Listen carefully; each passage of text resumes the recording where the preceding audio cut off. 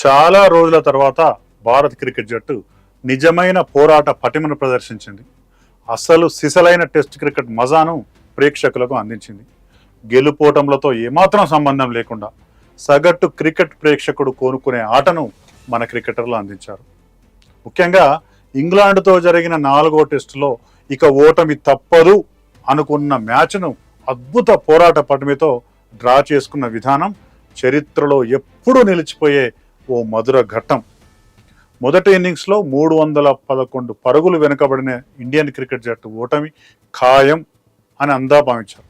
Innings తేడాతో ఇండియాను ఓడించి సిరీస్ను ఎగిరేసుకోపోదామని ఇంగ్లాండ్ చాలా ఉత్సాహంతో చివరి రోజు మైదానంలోకి దిగింది.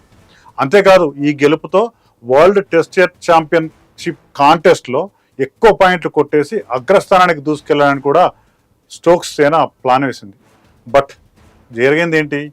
Captain Gill, opener KL Rahul England fast బౌలర్లను ఎదురొడ్డి గాయాలవుతున్నా సరే, అంటే ఇంగ్లాండ్ బౌలర్లు బౌన్సర్లు వేసి గాయపరుస్తున్నా సరే ఆ గాయాలను భరించుకుంటూ నొప్పిని అదిమి పట్టుకొని క్రీజులో పాతుకపోయిన విధానం మిగతా క్రీడాకారులకు, తర్వాత వచ్చిన బ్యాట్స్మెన్స్కు ఎంతో ధైర్యం ఇచ్చింది, చాలా